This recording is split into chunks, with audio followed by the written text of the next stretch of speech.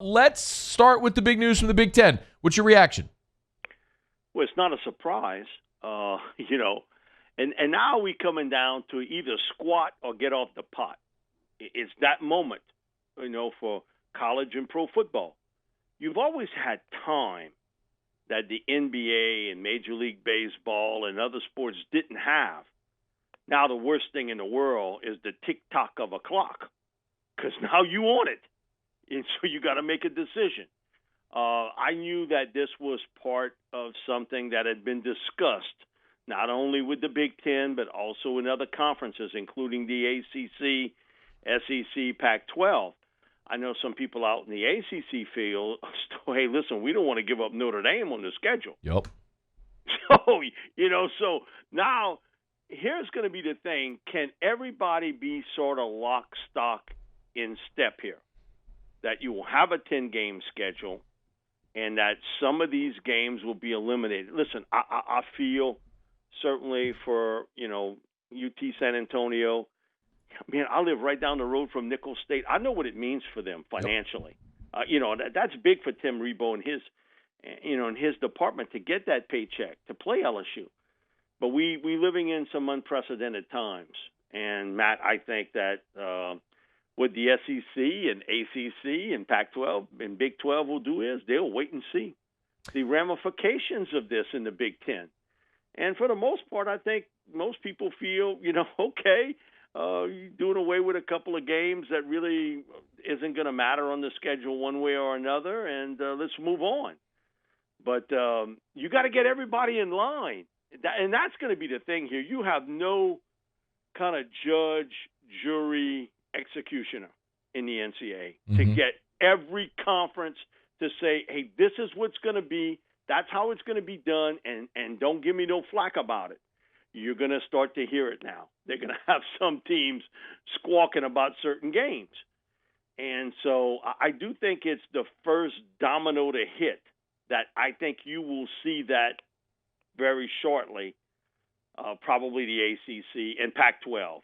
They'll be the next two to react to the Big Ten. And I think that's what you'll see across college football. We always thought it would be a little bit different, college football. If you're going to play, it's going to be different. A month ago, I think virtually every major college coach, and even the small college coaches felt, man, the numbers are going down. Everything's looking much better. I think we can get this season done without a hitch. And then we've experienced the last couple of weeks and seen what happened. And I think the Big Ten is reacting first. I think the other conferences are going to take lead. That I think you're probably going to see that 10-game schedule. And just going to be, who you're going to eliminate. And if you're going to eliminate two teams off that LSU schedule, listen, it don't take Albert Einstein to figure that one out. Yep. Mike, when you look at Notre Dame, which is really interesting because you brought up the ACC, I mean, I know you don't have a crystal ball, but, Mike, their whole schedule, I mean, they're not a conference. What does Notre Dame do? Who do they play? Well, the one thing I do know about Notre Dame, they do know how to count money. Mm-hmm. Them cats that run that school do know how to count money pretty well. So I think that they'll figure out exactly what will bring them the most attention and the most amount of money. Bottom line with it, come on, we all know that Notre Dame's independent, so they can basically kind of pick and choose who they want to play and not play. And also, a lot of people think it puts them in a bad position. It actually, I think, could potentially put them in a good position. I can take that team off my schedule, and I don't have to play them, and I can get maybe 2 weeks before a big game. And, listen, there's a lot of variables in this, and, they're going to have conspirators for everything today. I mean, that's just the way the world is, to say, you know what? I think this is college football's deal of eliminating these pay-for-play type games. Mike, listen. This is the excuse to do it. Mike, you stole the open of my show. I mean, doesn't it make sense what the Big Ten is doing if effectively Ohio State in their opening week is scheduled to play Bowling Green and they got to pay them $1.4 million? Well, the only reason that game's on your schedule is so you can collect another gate receipt. Well, if there's not going to be fans, you're going to pay Bowling Green $1.4 million to come take an L, but You're not going to have fans to offset that cash lost? No way. Bingo. You got it. Okay, it's coming down to one thing, Matt. It's money. What it always of course comes it's down money. to, cash. Mike, why are you and I the only ones that understand this? Man, that scared the hell out of me. But I do understand money pretty well. And, come on. We live in that world, Matt, where that money part is going to have a huge say in everything that's being done from now all the way through. I don't think any of us thought that the NFL season – I think for the NFL, and a lot of people don't get this, I think for most of the NFL owners, they would love to have people in the stands, and they would love to collect that season ticket and that suite sale and everything else that goes along with it. But you know what? They don't let you take a look at those books. Mm-hmm. If the average fan would see the amount of money they get from TV rights and international rights and what they do off the internet and merchandise, they're not opening up their books to show you that. Mike, not only the fans, but the NFLPA. No one sees it. And I'll never forget, she just passed away a week ago, and her and I, we've become good friends throughout the years, Gay Culverhouse. Mm-hmm. And Gay would always tell me, Mike, you just don't realize. I mean, her dad owned the Tampa Bay Bucks. Mm-hmm. Her dad paid $16 million for the Bucks back in 1976. She said, Mike, I got a checking account. I could pay that price today. So, which is funny on her part, but that's just the way she was. Sure. And she said, listen, $16 million, and people were, oh, my God, $16 million for an NFL team back in 1976? She says, today, I would have to team up with probably four, and my brother included, Hugh Jr., I'd have to team up with Hugh and three other the richest people I know to buy an NFL team because you're a billionaire. You got to be a billionaire to do it. She said back then, my dad was considered one of the richest owners in the world. When he passed away, he was probably middle of the pack. There is a reason why that's the case. Like she said, these people that have that considerable wealth, and yes, my dad put it on the line. He didn't know what would happen in Tampa, but he was backed by the NFL, so he really had insurance that would work out in Tampa Bay. But, you think about it today, if you're a billionaire owner and you got to make up your money, you do know where that money's coming from. So she would always tell me, listen, I'm not investing $3 billion on a team.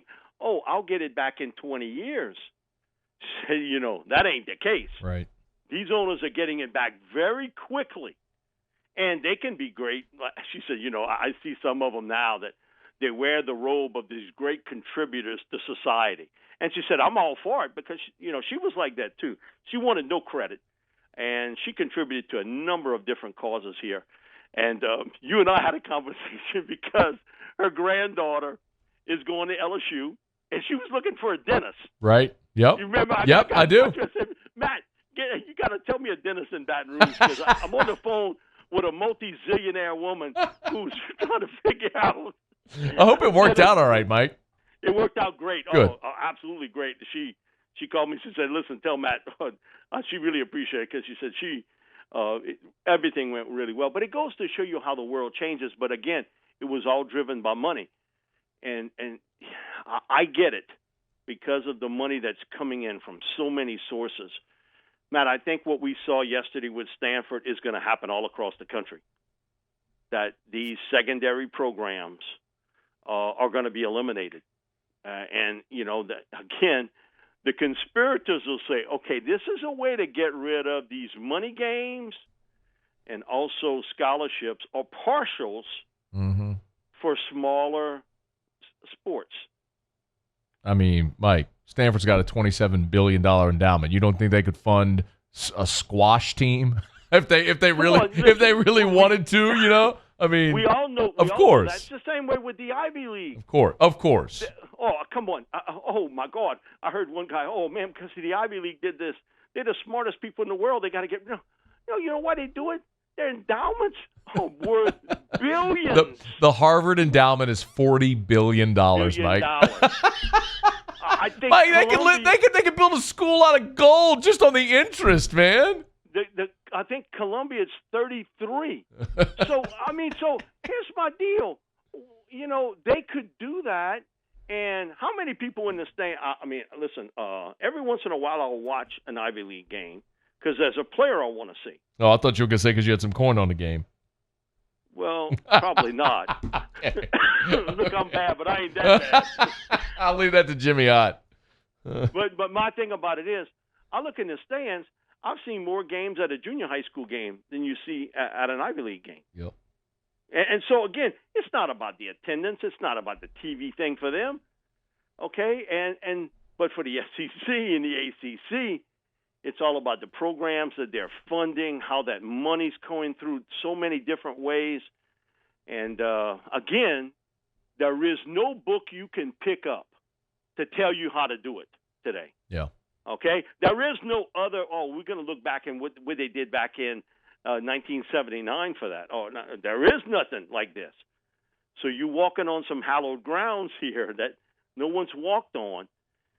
But I think this is just the start of it, that you're going to see the elimination of these money games and also, I think, of smaller sports in the programs. I think that is the reality of the world we live in today. And, Mike D, I got to get reaction to Pat Mahomes' contract in a second. First, though, since we last spoke, there's also been a report that the NFL is likely to trim rosters heading into training camp. How big of an effect, if at all, do you think that has on the Saints going into camp in a few weeks? El Zippo. Okay. Nothing. Come on. It's the same way.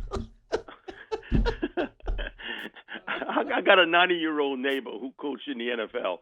And his deal is, Mike, after the first two practices, you come here and you can tell me who you think's in competition for a 53-man roster and not. You just saw two practices. He said, come on, the coaches see it too. They don't need 90 players out there. 75 is sufficient. Now, again, I'll put a caveat to that. I do think the NFL will have to make an adjustment to the roster in adding more people to the roster. Just because the inevitability that you're going to have an incident somewhere along the season where you could have 3 or 4 guys at one time not be available. My thing has always been, okay, if you had a 53-man squad, a 55-man squad, what the hell do I have to put people inactive for? Why? Yep. Amen. It's all about, guess what? Money. Again, coin. And so my thing is, okay, it's an unprecedented year. Let's kind of revise that this year. Let's make it a little bit bigger roster. The NFLPA should be for that. Now, again, some of the cats that run that, you just sort of shake your head about, man, I never want to hire their lawyers. So, no, never. The NFL lawyers, give me them owner lawyers. Man, them cats know what they're doing. Matt, you talk about whiskey. No, but one thing I do know, those NFL owners getting paid well, they know what the hell they're doing. Mm-hmm. The NFLPA, I don't know. Sometimes in these deals, I just kind of shake it. But whatever.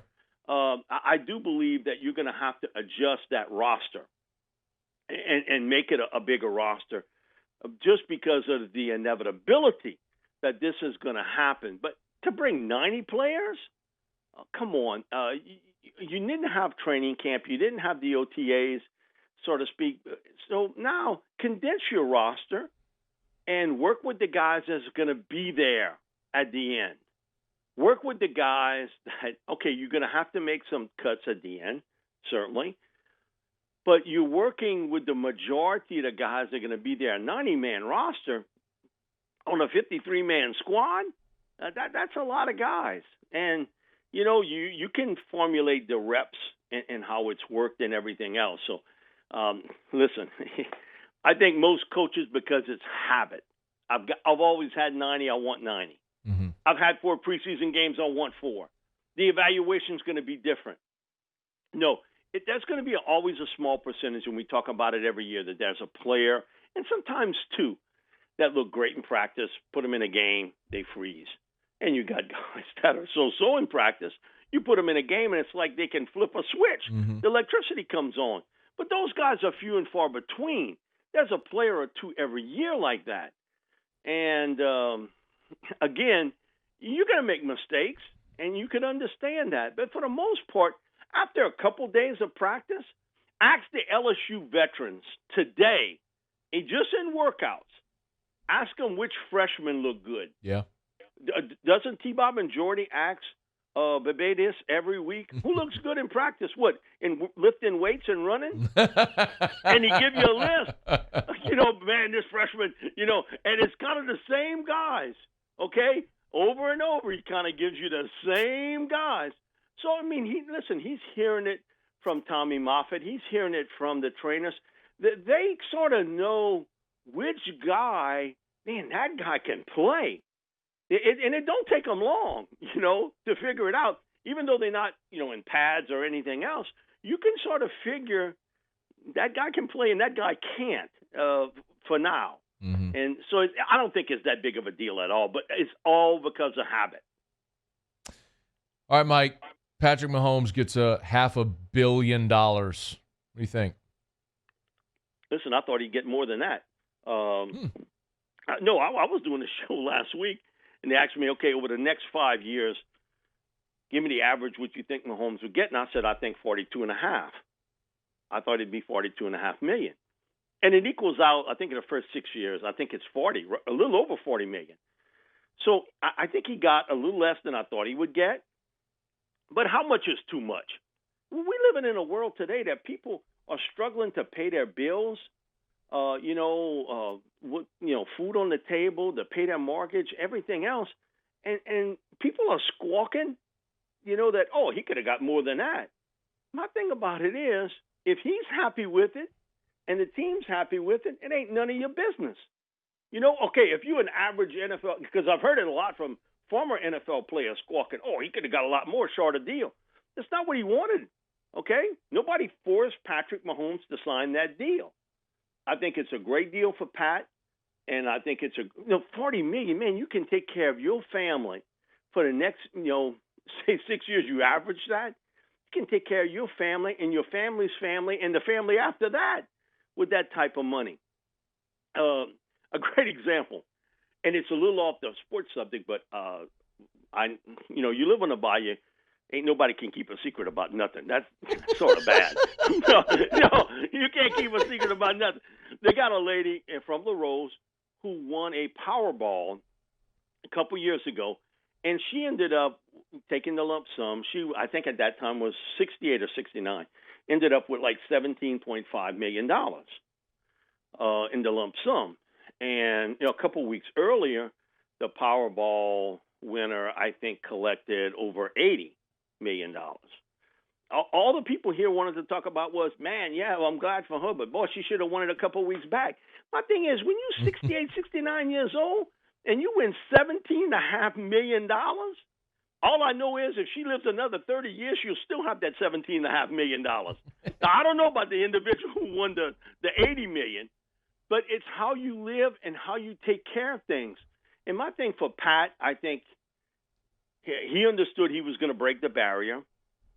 And, if it's good with him, it's good with the Chiefs, then I'm fine with it. People, man, an owner to give that much money? So the Hunts, are you going to tell me Hunts ain't got no money? I know his daddy did. Right. I know the dad and Lamar's dad had it. So, listen, it's not about money, it's how you spend it. Bill Walsh told me this years ago. He won the Pete Rozelle Award here. And I asked him, what was the key to his success in picking players and signing players? And he said, I came down to one question. Do I want him on my team or do I want to play against him? And I'll figure out the money, and we'll figure it out. But do I want him on my team or do I want to play against him? Asked every NFL team, do you want him or do you want to play against him? You're going to get 31, I want him. Yeah. The Chiefs, certainly they got him. So, again, he is a talent in the first 3 years. And I'm doing a story about how New Orleans got the NFL franchise. And you know what it compares to very favorably? I have not heard one person, and going back in my notes and interviews I did even back then and what Buddy did, because we're going to write a book about it, was Joe Namath. And Billy Cannon went off on us one day in a radio interview. And Billy was, I see all these stat geeks try to convince me that Joe Namath, wasn't a great player. Now, none of them have ever put on a jock strap and a helmet in their life, but they can look at numbers and try to tell me who's good and who's not. Mm-hmm. He said, Joe Namath was the best player I ever played with or against. And I didn't play with him. I played against him. And so he said that tells you something. There were some really good players in the AFL back then, and he was the very best, and he changed this league. You look at Mahomes and what he's been able to do, and post-Mahomes, Russell Wilson sort of does similar things. Russell's more of a runner than Pat, but do you see a guy that can throw that football like what Mahomes can? No. And when you got him caught in the corner, okay, you got him by the teriyaki. And 3 games late last year, you had him cornered. He plays a terrible 3.5 quarters in the Super Bowl. He doesn't play well. Yeah. And then when the last 7 minutes, he was absolutely, awesome in what he did to bring that team back. And, and he had a part in putting them in that position of being from behind. Look what he did against the Titans, and look what he did against other teams. There's not a lot of guys that can do that, and that's what makes him a special talent. Now, he only played 3 years in the league. He ain't shown me nothing. Really? He's been the NFL MVP, and he won a Super Bowl. And he didn't play in year 1 other than the final game. He was a backup. So explain to me why you don't think he's a great player today, that he's the NFL MVP 1 year, and he wins the Super Bowl the next with the Chiefs. Come on. Either you got a bad TV or, man, they got a lot of eye doctors that need work. But that guy is special as a talent. And I agree with Walsh on this. I want him. And I pay what I got to do to keep him. Because I don't want to have to play against him. I don't want to have to play against him one day. And add 10 years to his life. How old is he? 36. Okay. Look how long these quarterbacks have played in the NFL today. Yep. You looked at Peyton, who had some shoulder injuries, really bad, was able to play. You look at Breeze, look at Brady. These guys have extended their careers. They know how to take care of their bodies. You got to have a little bit of luck injury-wise. But, man, he's worth every nickel. As far as I'm concerned, he's worth every nickel of that $500 million. And to be honest, I thought he might get more. You were just alluding to, Coach O and his visits with Jordy and T-Bob every week and how he keeps talking about these guys. And here comes Liam Shanahan, who a month ago was an afterthought when Ed Orgeron was running through the depth chart on the offensive line. We played the cut. He's like, oh, yeah, and the kid from Harvard might play somewhere on the line. And now I'll be damned if he's not talking about him like he's going to start at center. What's happened? Okay, 3 things right off the bat. When they recruited him, what did I tell you? He's not a guard. He's a center or right tackle. Mm-hmm. Look at how Ed has recruited the guards. If it's been Ed Ingram, Damian Lewis. Yeah, big, giant road Cordell graders. Thomas, Absolutely. Anthony Bradford. They all sort of built the same. Yep. This big, wide-body guy with a big rear, okay? and so you can follow that guy downfield, and they sort of give you that physicality. You looked at Liam, and I know he started, in the Ivy League at guard. But when you look at him play, he's really built like a center and a tackle. More that long, lean guy. And he is a big man, but he's sort of tall cut for that size. He's not that big, wide body guard that Ed has recruited over and over and over again. Same, almost cookie-cutter type guard. So that was run right off the bat. Secondly, I listened to him. He did the final show on a Monday night with us, and he's done it on the was it Tuesday mornings he does it with Jordy and T-Bob, yeah. Okay. Tuesdays. Okay, so and one of the things he brought up with us, and he's brought up with T-Bob and Jordy. First things first, about Chason. Got all the talent, really good, built for the position. You got to get the center snap right. Okay? No one pressured him to say he's got to get the snap right. You know what that's telling you? He ain't writing your story. He's not doing your show. He's telling you that consistently, Chason is not hitting the snap. on the deep snap. He's not telling you that, but he's telling you. You got to listen a little bit of how he posed it every time, and he said the same thing to Bobby J and I that he told T-Bob and Jordy. Exactly the same way. He's got to get the snap right each time. Okay? That's important. You don't want to have your quarterback digging for the ball on the turf or jumping up in the air to see what's your vertical leap. Got to get it right. Joseph Evans, I think, has the build for the center position. He just hasn't played. He's got no experience. And he had no spring to do it. Now, Liam doesn't either. But I will say this. You can practice how to deep snap to a quarterback. You and him. Y'all can practice that on your own, can't you? Sure. You can go with the quarterback and say, okay, let's get this down. I can hear it. Huh? I can hear it back from my quarterback. Man, that Shanahan guy, man, he's hitting me on every snap. Mm-hmm. You know, that word of mouth, listen, it's like living on the bayou. You can't keep nothing a secret. You know, it's leaking out one way or another. And so I think now Liam hasn't got involved with a critical position is the one, I guess since the end of the season, I've kind of banged the drum about how important that center position is. You're making all the line calls. You're getting everything straight. You got to pick up that inside blitz. But first things first, you got to get the center snap back to the quarterback consistently right. It can't be 8 out of 10. What Ed was telling you without telling you was he didn't see that at that point. And maybe with work, you know, Chason would have gotten it down. But now I think word of mouth is, hey, that Shanahan guy's pretty good at it. Thirdly, when they had the conference calls for the coaches, Steve Ensminger coming on and talking about his offensive line. And he brought up great having Ed Ingram back, and you know we'll see what happens at the other guard position with Bradford. And all of a sudden, you know, he kind of got a little, you know, I can't think what's the, and he asked whoever was in the room, who's the other guy? And it was Cordell. You know, Cordell, yeah, Cordell. And when somebody said Shanahan, no, not him.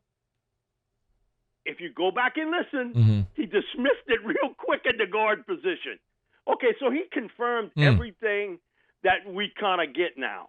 And not that Liam can't play it because he has, but his best spot was either going to be center or right tackle. You have a right tackle in Austin Deculus that's returning. That center position's open. It's open because it's an open battle. Chason hasn't done that in a regular season game, right? He hasn't played center. He's played guard. So now you got some open competition here. And how well he handles the physicality part of the SEC is still unknown because, I mean, it's a big jump from the Ivy League to the SEC. But what I think they see is a guy that's hitting the quarterback snap right smack dab in the hands and is consistent. And now all of a sudden now, Coach's tenor about Liam has sort of changed. Sort of? Mike, it went from an afterthought to you can't stop talking about him. So I think what happened is, okay, you saw him maybe work at the guard. That's not right. Maybe we'll have him work at right tackle. Maybe take some snaps on the left side in case something would happen to Rosenthal. We'll make him work there. And then, you know, somebody says, hey, coach, let's try him at center. Let's try him at center. You know, one thing with Ed, he's always open to doing things, hey, and giving that guy an opportunity. And I think he saw, hey, that might well be the spot for 2020.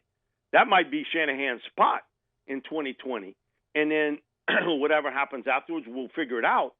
But, man, for right now, he might be our best spot as that center for him, and he might be our best guy. So now all of a sudden the tenor has totally changed. But I think a lot of that has to do with you can work out a center quarterback exchange with a quarterback. You can go out in the backyard somewhere and do it. You can go out in the little field somewhere and do it. And you can see it. You know, if you Miles Brennan, if you TJ, if you Max, you can see that guy's, you know, he's connecting on it. And so I think that's what changed everything, you know, because you're not seeing it in practice. There is no practice that way. But I think you can practice that exchange. And I think, you know, word of mouth gets around pretty good. I know you've teased this a couple times that you're working on the series about how the Saints franchise was awarded. Where are you with that, and where people can find it? Okay, they can find it on Saints News Network. They can also find it on my Twitter site at Mike Detillier, also on my Facebook site. We're gonna finish it off with 3, 4, 5. Okay. I got 9 to do, but we're finishing off. I'm doing 3 at a time, and right now I'm working on with the exhibition games that really sold the NFL on New Orleans. Dave Dixon's fight, basically, with the Times-Picayune and the editor about the editor did not want professional football in New Orleans, and his fight for that. And the 2 big events leading up to the most tumultuous year in '65 in getting the franchise, and 1, certainly the Namath signing with the Jets, and 2, the huge contract deals of both CBS and NBC. For the NFL and American Football League games, and just amazing. Things were happening so fast, just to keep up with it. And it went from 0 chance in 1960 to having the franchise in '66. It's awesome. Make sure you check it out. Saints News Network, part of the SI.com network. All right, Mike, let's get to questions. Last week, by the way, we had the question from Hughes, who asked the question about, could LSU pass the record of draft picks from this year or get double-digit guys drafted? We said we talk about it this week. You want to take a stab at that? Yeah, I think what you're looking at, and these are the guys, Jamar Chase, Racey McMath, Terrace Marshall, Ed Ingram, Austin Deculus, Tyler Shelvin, Jacoby Stevens, Kerry Vincent, Jabril Cox. Okay. 1, 2, How many 3, that 4, is? 5, 6, 7, 8. That's 9. Okay, the 10th would be, to me, Damone Clark. Now, again, I've got to see Damone in a regular season game, but man, I'm telling you, if there's a breakout guy, there's been a lot of stories written about Racy, and a lot of it having to do with Jim Nagy writing some stuff, and knowing Jim really well. He always keeps up with it, but Damone's a junior. He's a guy that could be a burst-on-the-scene guy and the breakout player for LSU on defense. The other guys you have to look at is, 1, he's coming off of an injury, but there's some unknown there, would be Todd Harris on how well he comes back from the injury. I think he certainly has the talent to play at the next level. The development of Glenn Logan and Neil Farrell, I think those 2 guys have to be watch players for 2020. Same thing I can put on Jamal Pettigrew, who's a tight end. He's got some major competition there from the 2 freshmen, but he looks the part. Can he stay healthy? And then the big name, Miles Brennan. Yeah. We have seen guys 1 year tag to the NFL. And I'm not saying that's going to happen to Miles, but it's part of the look-see. So that's 10 players, and also you have 5 other guys you have to look at. It's amazing that you threw 20 players into the NFL, 14 draft choices, 6 free agents, and you could, again, have, look on that list, 12 to 15. Yep. That's unreal of what you've got. And give a lot of credit to Orgeron and his staff for that. They've done a fabulous job of keeping the train rolling. And then the next year, there's some pretty big names on that list. Oh, yeah. Mike Detillier is with us. Your questions. Let's see. Ask Mike, do you see the Saints signing wide receiver Taylor Gabriel? No. I think if they would sign a receiver, Sean has a certain look he wants, and I think he likes the receiving core he's got. I'm not sure if Traquan can be that breakout guy this year. He's been given a lot of chances to, but it's a make-or-break year for him. But I don't see him going after Taylor Gabriel. Ask Mike, Drake Kirkpatrick or Logan Ryan. Saints, you still think they add a corner? I still think they add a corner to this roster. I really do. I just think the asking price for both is a little steep. I think Dre, and we talked about this a month ago, I think he would be the guy. He's experienced. He's played both in the slot and also out wide. He understands his position. And I can't tell you what's going to happen with Patrick Robinson. Okay, he's at a certain age, came off a major ankle injury.